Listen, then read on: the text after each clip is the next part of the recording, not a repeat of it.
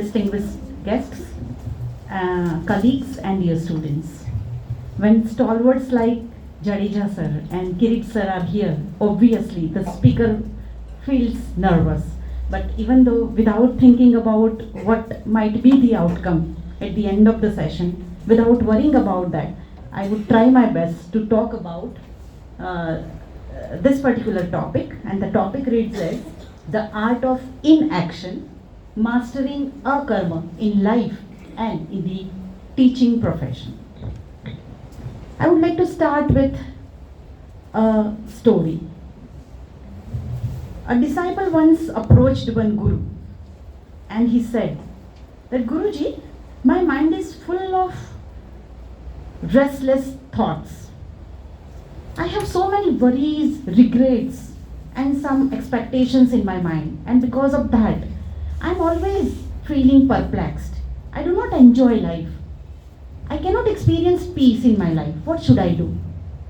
Guruji smiled at him and he said that you seem burdened, no problem. Stay with me for some time. Do not complain about anything, but just stay with me, and after some time, after some days, we will try to work upon your expectations, worries, and regrets. See, I am repeating these three words. Expectations, worries, and regrets he was having, and because of that, he was not experiencing inner peace. The more he stayed with the Guruji, the more worries, expectations, and regrets started, because Guruji was not offering any solution to his problems. Okay, Guruji knew that no ready-made solutions will help him come out of his situation. So he provided no solutions.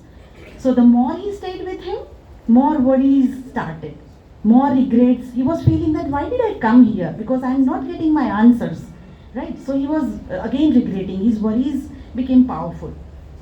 One evening, Guruji called him and he just said that tomorrow morning we'll go on a journey. I would like to reach to one village, and tomorrow morning we will start our journey. That night also he couldn't sleep. That disciple couldn't sleep because he was having so many worries and expectations and all that. So he couldn't sleep. Next day morning, Guruji and the disciple started their journey. And while starting the journey, Guruji took a big stone in his hand. The disciple was confused.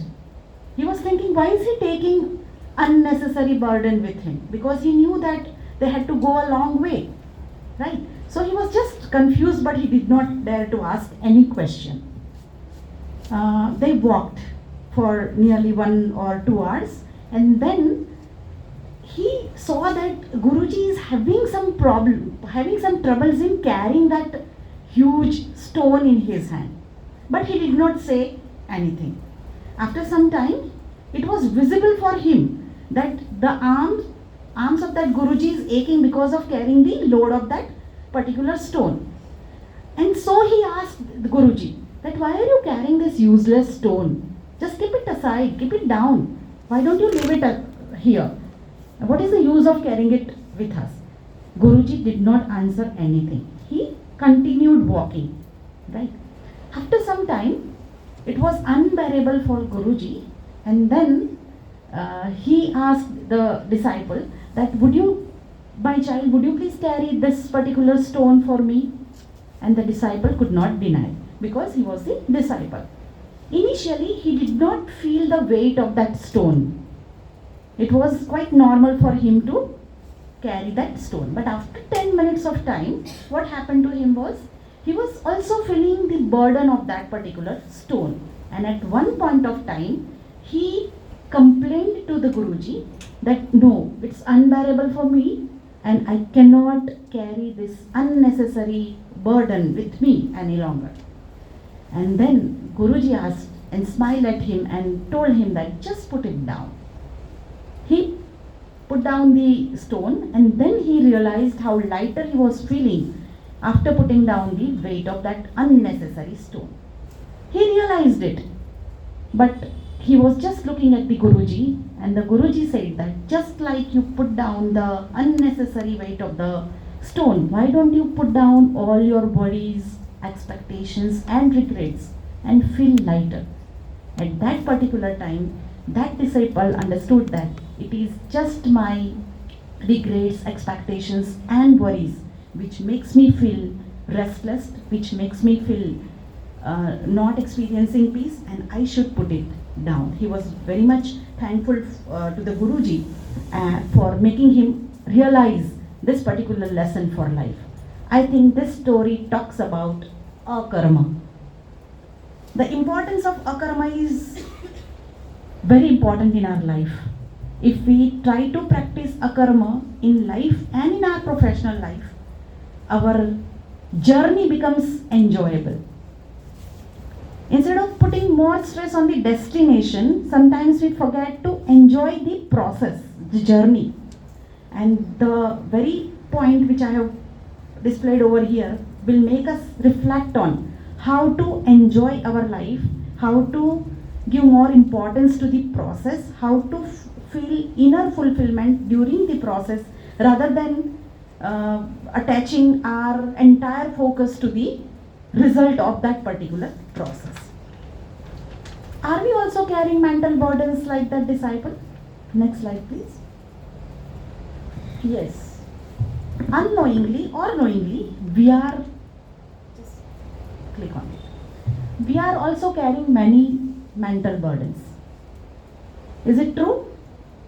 Are we having burdens? Okay. What are these mental burdens? These mental burdens are invisible. They are invisible weights we carry. The mental burdens are in the form of unresolved emotions, regrets, worries, and attachments. These all burdens stay into our mind. Okay. Mind, we have to understand the concept in the perspective of Bharatiya philosophy. Mind को हम मन कहेंगे यहाँ पे. It is not about brain. It is where all cognitive processes take place. But it is the man wherein we dump all our worries, expectations and everything. There is a poet in Gujarati, Pritam Lakhlani. મન વિશે એમણે એવું કહ્યું છે, એમણે exact poem મને word to word યાદ નથી, but then he has said that મન ઉકરડા જેવું છે. મન is like ઉકરડો. ઉકરડો you have seen? Where we dump all the shit. Okay. મન ઉકરડા જેવું છે. So we also dump so many things in our મન, in our mind. But મન પર તો ક્યારેક આંબો મોહરી શકે. Sorry, ઉકરડા પર તો ક્યારેક આંબો મોહરે. પણ મન પર તો એમ કરીને એમણે ક્વેશ્ચન માર્ક છોડ્યું છે. રાઈટ. ઉકરડામાં ક્યારેક તમે એક આંબો, એક ગોટલો પડ્યો હોય કદાચ તો આંબો એ કરી શકે. But if you have dumped so many things into your मन, तो पछी your way of looking at life or your way of experiencing life would be totally different. So all these unresolved emotions, regrets, worries and attachments are stored into our minds, and that makes us feel burdensome in our life. We don't see them because they are invisible. Some worries, some burdens are heavy, some burdens are not so heavy. At this particular moment you feel burden of something, at another point of time you will feel burden of something. So have you ever thought that a stressful memory from years ago still affects you today? Then it's a burden for you. A past failure still makes you doubt yourself? Then it's a burden for you. Some expectations from society or from family or parents still pressurize you, then it's a burden and it is stored into your mind. And such burdens do not make you enjoy the process or the journey of your life. Like the disciple of the story, we don't realize mental burdens until they become too heavy for us. So what we need to do is we need to put down all those burdens. And the good news is we have the potential to put down the burdens. આપણી પાસે એવી શક્તિ છે. Human beings are empowered enough to identify one's own burdens and put down all those burdens. And this is a big thing. But we have to make choice whether we would like to go for it or not. I would like to put before you some common examples of mental burdens. Some mental burdens are heavier than others, but they still drain our energy and peace. If you are having a small burden or a big burden, heavy burden, it is sure that it is going to drain your energy and your peace. Regrets of the past is the biggest burden. When you are regretting something, you are thinking that what could have been done or what could have been in your life.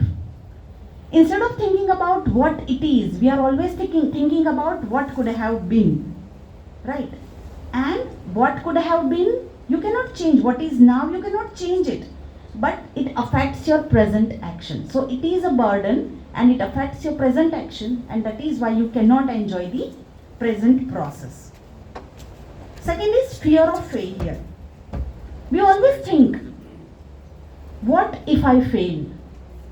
This question always lingers into our mind if we start a new venture. What if I fail?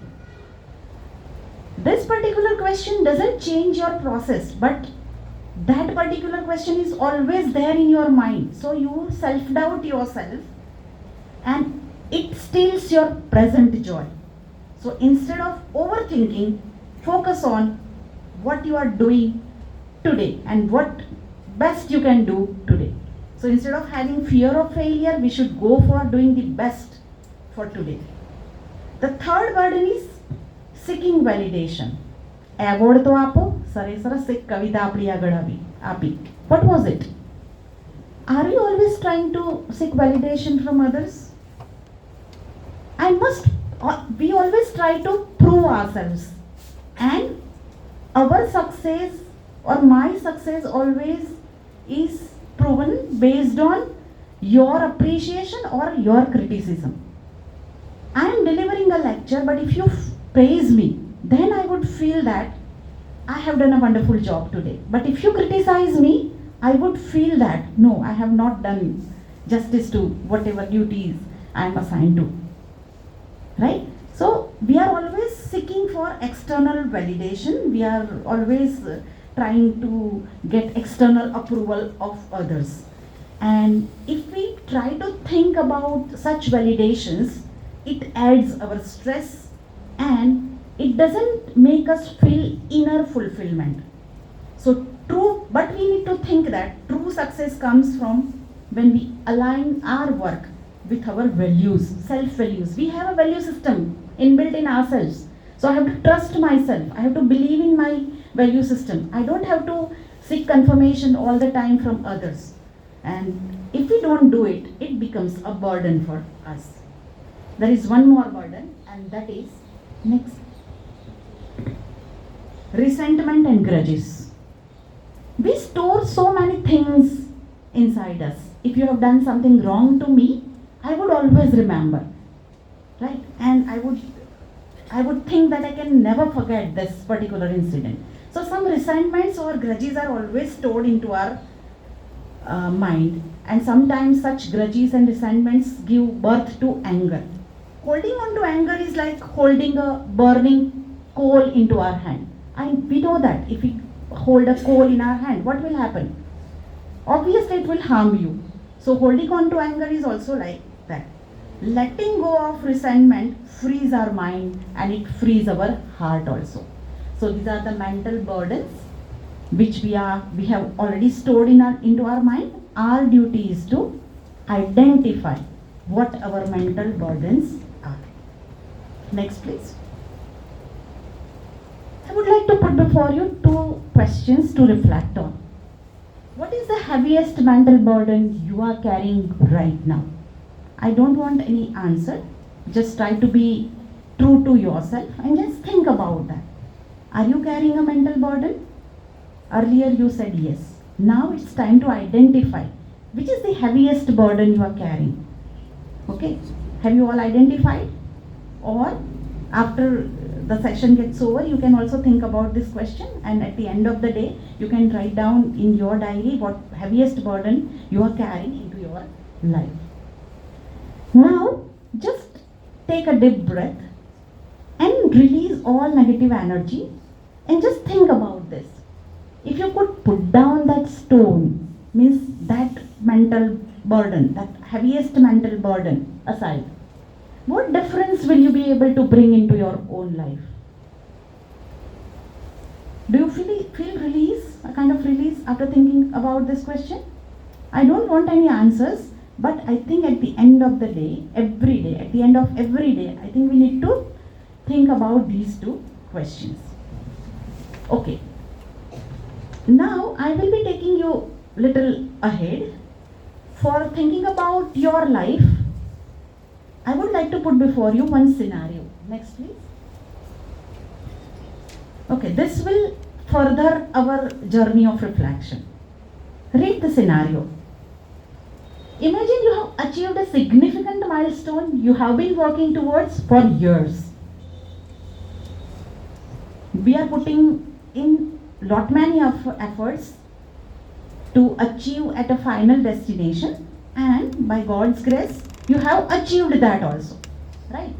But however, upon reaching it, you feel unexpected emptiness. This also happens.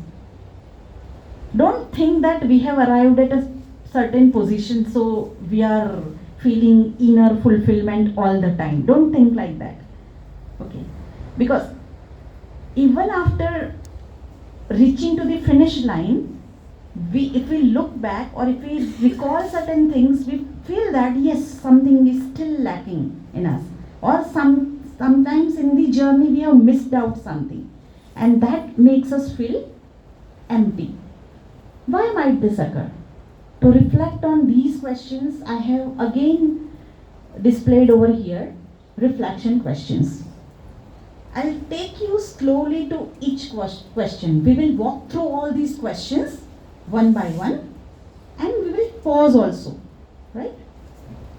What motivated you to pursue this goal in the first place? When you decided to enter into particular journey for achieving something, what was your motive? Did you do it for yourself, or did you do it for some external validation? Did you just do it for getting some recognition, some achievement, or just you did it for your own happiness? If you have done it for your own happiness, you will not feel empty. But if you have done it for the external validation or for achieving external something, then you will definitely feel emptiness. The next question is, while working towards this goal, were you focused more on the destination or the journey itself? You must be preparing for some competitive exams.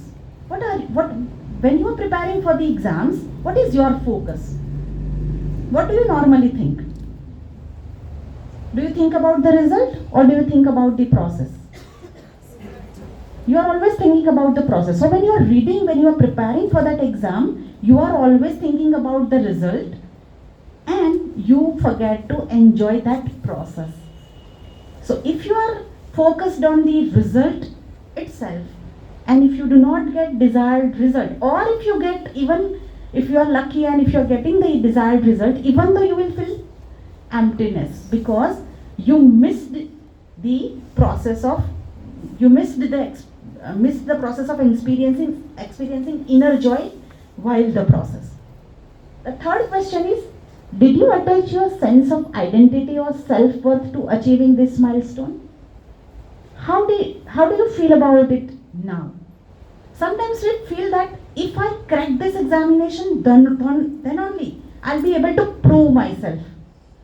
I'll be able to prove the worth of myself. If I don't, then nothing in my life. You have proved yourself by cracking that exam. But at the end, if you are attaching yourself too much with the self-identity, what happens? You forget to enjoy the process. The fourth question is, what emotions are arising for you after achieving the goal? Are they different from what you expected? Sometimes when we start a new venture, our emotions are different. But when we come to that finish line, our emotions are different.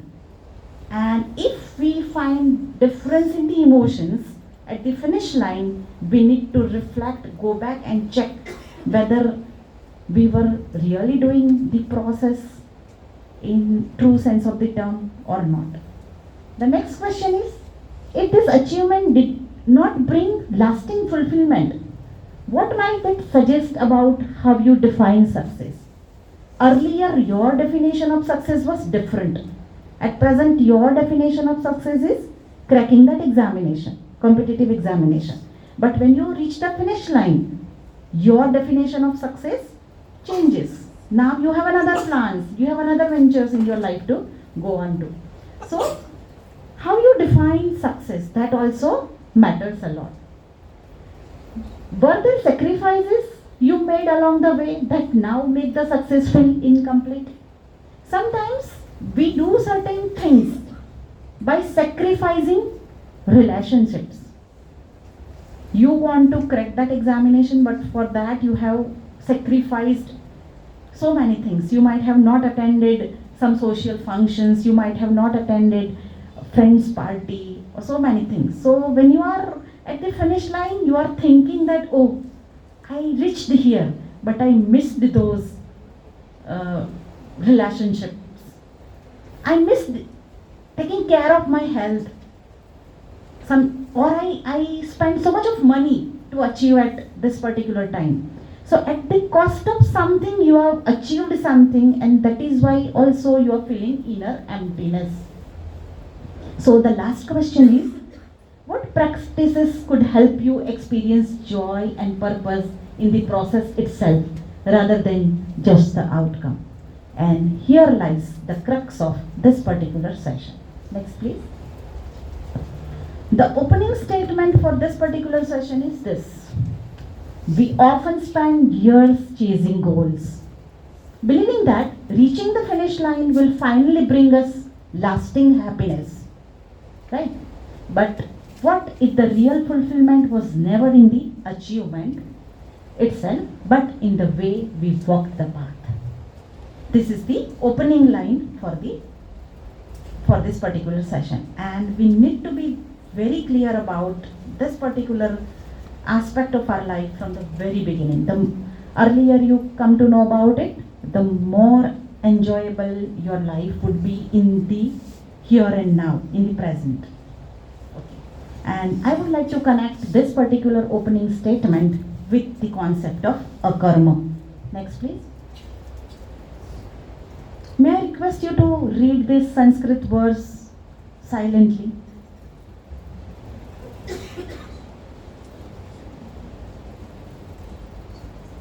This sloka has been taken from Bhagavad Gita, Adhyay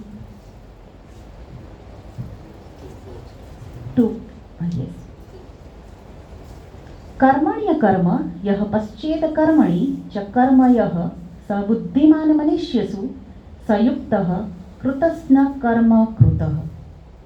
It means one who sees inaction in action and action in inaction is truly wise among humans. Such a person is perfectly spiritual and has accomplished all the actions. We were sitting in the office and we were discussing that Trivedi sir writes sonnets, but he doesn't try to get those sonnets published. Why? He writes, it means he is doing something, but his action is not attached to any worldly recognitions or results or outcomes. So that is his inaction. So the one who sees inaction, you are performing duties. Inaction doesn't mean you are not doing anything. You are doing something, but without clinging yourself to the results or outcomes or outward achievements. You are engaged into that task. It is called inaction. The one who sees inaction in action and action in inaction is truly wise among humans. We will try to see the meaning of karma, akarma and vikarma, and we will try to understand the meaning of this particular Sanskrit sloka. Next, please. What is karma? Karma is rightful action. Karma refers to any action, duty or work performed in accordance with one's dharma. If you are a teacher teacher के धर्म में जो कुछ भी आता है, अगर आप वो करते हो तो आप कर्म करते हो, ऐसा कहा जा सकता है. And you don't have any selfish motive behind performing that particular action. So that is your karma. It involves fulfilling responsibilities sincerely. Each and every responsibility. You take classes regularly. You guide students well. Right? You do everything very sincerely while contributing to personal growth and the well-being of others. Your karma helps everyone grow. You are also growing and your students are also growing. But it is not that you are doing everything for your growth only. You are doing your duties sincerely and the growth is taken care of by itself only. Right? So your focus is not on growth. You are into the karma. Growth is automatically taken care of. Example is teaching students with dedication, or if you are in family, then caring for family, doing one's professional duties sincerely. These are the examples of karma. The essence is we have to perform our prescribed duties, that is dharma. For action is better than not doing any action. Okay. If you feel that if I don't do anything, I will not commit any mistake, that is not the right thought. You have to actually do the things, whatever is assigned to you, whatever is prescribed to you. Right? So this is karma. Next is akarma. What is akarma? Inaction within action. Akarma does not mean physical inactivity. Instead, it is a state of inner detachment while performing any actions. Sir is detached. Sir is writing the sonnets for his own pleasure. It gives him meaning of his own life. So he writes it. But he doesn't write it just for getting it published. When you are focused on the result, your process would be different. Your inner state of mind would be different. It is the wisdom of acting without ego, without expectations or attachment to the outcomes. That is akarma. Even while working hard, one can remain mentally free from the bondage of results. If you are studying hard, if you are enjoying the process of preparing yourself for the examination, you are going to arrive at the finish line, no doubt about it. But if you just keep in mind that this is the finish line I would like to reach anyhow, then you might disturb your inner peace as well in the present. The example is, you teach, you guide, you work, but you are not mentally bound by the success or failure of the outcomes. I teach because I enjoy teaching. I do research because I enjoy doing it. I don't do it for getting some points for my API. No, I don't want to do it. So you focus more on the process and not on the result. And the essence given in Bhagavad Gita is, one who sees inaction in action and action in inaction is wise. Let us go to the third part, that is vikarma. Vikarma refers to the actions that violate dharma. Anything which is against your prescribed duties and you are indulged into it, then it is your vikarma. Wrong, harmful, unethical or selfish deeds that disturbs harmony within yourself and harmony with the others. These are performed out of greed. All vikarmas are performed out of greed or anger or ignorance, and they cause harm to oneself and others. They are very dangerous to yourself. Not only that, vikarmas are very dangerous to others as well. What are the examples of vikarma? Cheating, lying, harming others knowingly. See, if you meet with an accident, or if you do if some accident occurs with your vehicle, you do not do it knowingly, then it is not vikarma. But knowingly, if you harm somebody, then it is vikarma. If you neglect your own responsibilities, then also it is a vikarma. The essence is actions taken without discernment or driven by desires or impulses lead to suffering and negative consequences. Anything which you do anything which you do against your dharma will definitely bring negative consequences, not only for you, but for others as well. Next. This is the summary of all the three concepts. See, when you are doing karma, it is your dharma driven activity. You are focused more on your duties, okay, which are prescribed by others. But you feel harmony within because you are performing your duties sincerely and your growth is guaranteed. Moreover, the growth of others are also guaranteed because you are performing karma. Next is akarma. You are into an action, but you are performing that action without developing kind of attachment to results.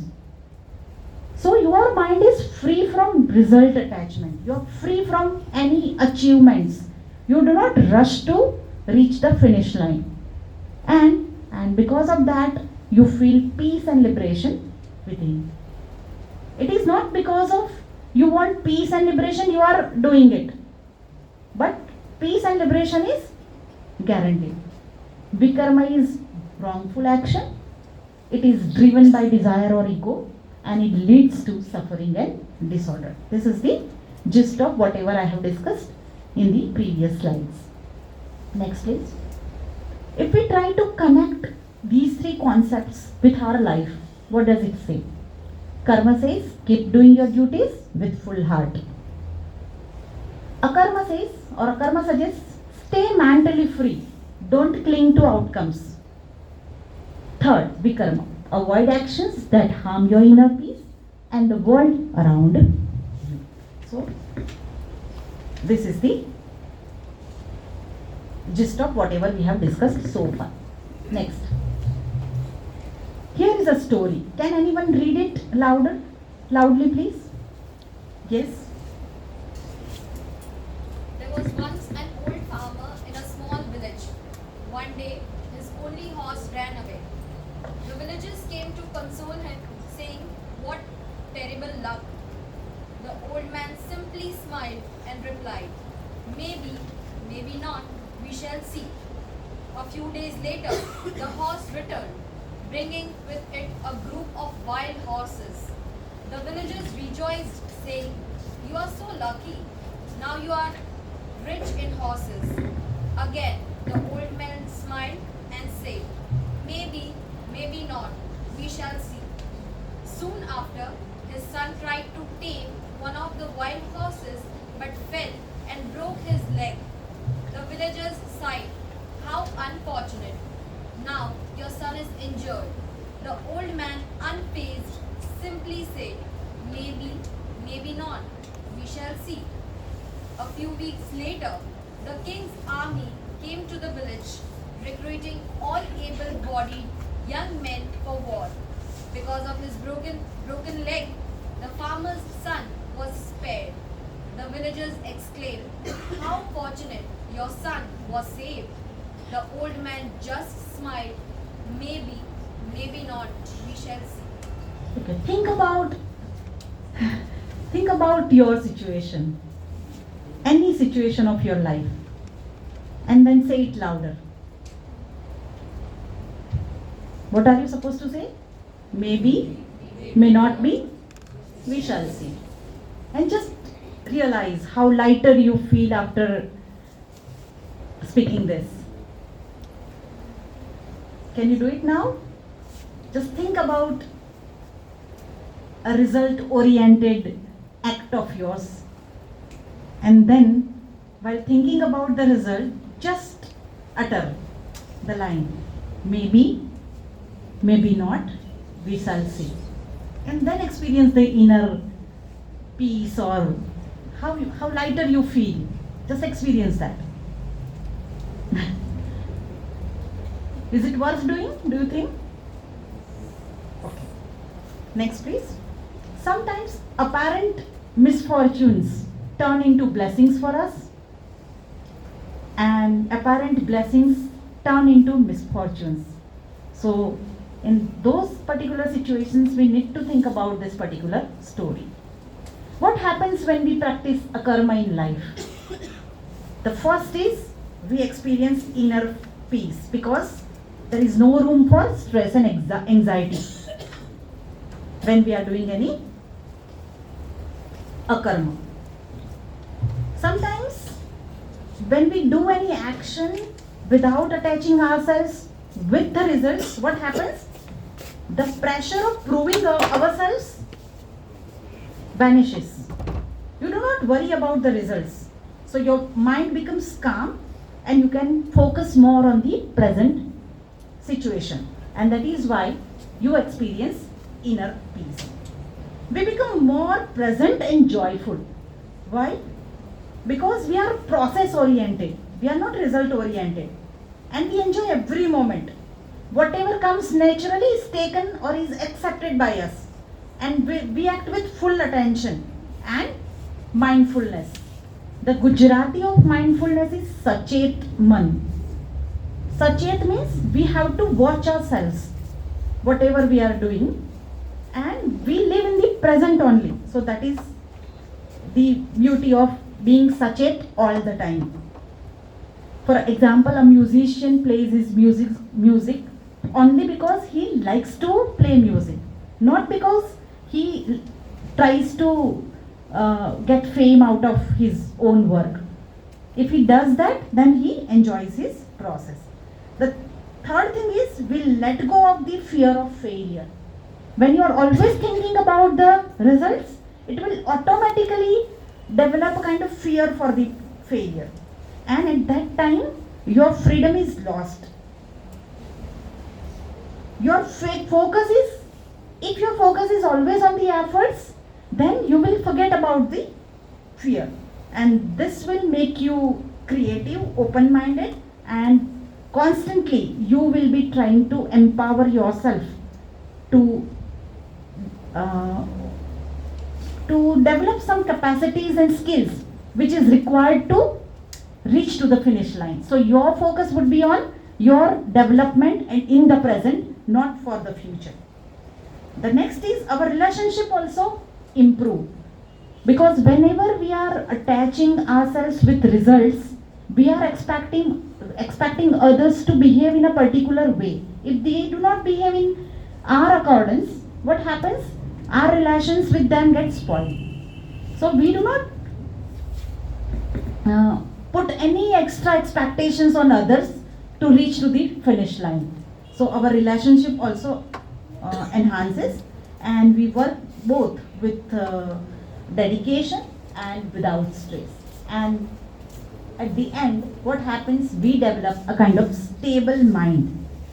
In Bhagavad Gita also, the characteristics of Sthita Prajna are described, and that particular experience of enjoying the Sthita Prajna state of mind can be experienced by you. So this is why we need to practice akarma in life. Now, next please. Why practicing akarma in professional life? You are students, so you have not seen the real world, I think. There are too much pressures, stress and burnouts in the professional place you are working in. If you are not attached to any outcomes or results or achievements or recognitions, less expectations, less worries and less regrets would occur. And so you would reduce work stress and burnouts. If you are always outcome focused, your focus would be on the finish line and you will not enjoy the process. So you cannot be as productive as you can during the process. So if you are focusing on akarma, then it enhances your productivity and creativity also. Ethical living is very much important, because at the end of the day you are supposed to answer yourself. So practicing akarma will never take you on the path of unethical ways. It will always keep you tracked on ethical ways, and you will be always engaged into value-based work. It will improve your decision making, because you will not have those questions which arises dilemma into your mind. So it will improve your decision making. It builds resilience in success and failure. See, success and failures are the results, and the labels are given by external agencies. If I am doing something will come out, right? An outcome is guaranteed, but that particular outcome is success or failure. It will be decided by others. The standard of measuring my outcome of my action is lying with others. So they will label it as success or failures because they have their own interpretations of success or failures. If you are practicing a karma, you are not thinking about what others say. So it will build resilience in success and failure. And it will foster better workplace relationship. So this is why we need to practice a karma in professional life. Next please. 3 types of teachers I have brought with me. One is Prakash, who is doing karma in his life. What does Prakash do? Prakash sir practices karma. This teacher works diligently, fulfills responsibilities, and he inspires students. He puts his efforts without being attached to praise, rewards, or outcomes. He is not expecting any praise or criticism or any kind of outcome from others. The effect is, he creates a positive learning environment, he leads with wisdom and patience, and he balances his duties with detachment.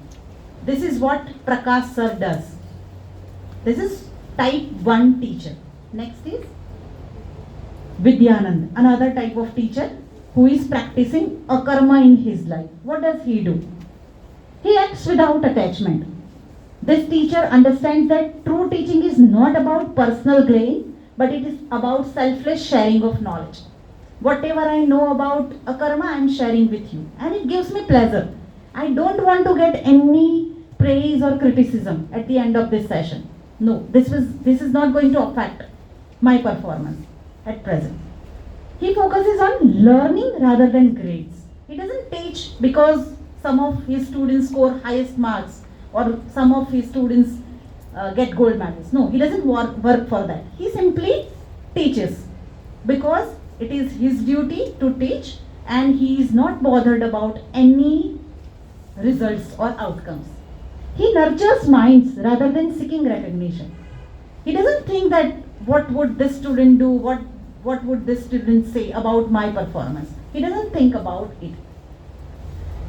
The effect is, he leads with inner peace, he fosters intrinsic motivation in students, and he teaches beyond textbooks. This happens with a teacher who practices a karma in his life. Next. There is one more teacher named Mohak who practices Vikarma in his life, in his profession. And what does he do? He has some hidden motives in him. He always works for personal fame, power, or some material gain. He may favor certain students, he may focus on politics over teaching, and he teaches without sincerity. Why? Because he is focusing on Vikarma. The effect is, he creates a kind of toxic learning space. You do not feel like going to him because he is practicing Vikarma. Lacks true fulfillment, and it influences students negatively. This happens when you are attached to some teacher who is practicing Vikarma in his profession. Next. The reflection question is, which type of teacher would you like to become? Would you like to become Prakash? Would you like to become Vidyanand? Or would you like to become Mohak? It is very easy to become Mohak. Okay, if you are sincere from heart, you can easily do your karmas because you know these duties are prescribed to you, and you can go on that path, and you can live a very ethical professional life. But to become Vidyanand, doing one's duties, not attaching yourself with the outcomes, and enjoying and experiencing Ananda into the entire process, becoming Vidyananda is very difficult. And the focus of this particular session is making you realize that only, that what matters in life is ananda, nothing else. Next. These are the practices to become an akarma yogi in profession and personal life. We can shift our attention from outcome to process. We can detach ourselves from praise and criticism. We can practice selfless actions, that is nishkam karma. We can develop samatva buddhi, that is equanimity. We can engage in mindful and meditation practices. We can cultivate bhakti. Bhakti means offering ourselves to some higher purpose in whatever we do. And regular self-reflection will help you practice akarma into your life. And this is how you can become a karma yogi. Next. The concluding quote for all of you to carry with us is this: work with full dedication, but let go of attachments to results. When action becomes devotion and effort is its own reward, true freedom begins. This is the real meaning of mukti. So I wish you all the best for entering into this particular journey, and let me tell you very frankly that it is your choice to do karma, to do akarma, and to do vikarma. So exercise your freedom of choice. Thank you so much. I am thankful to Mayur sir, to Trivedi sir also, and to all of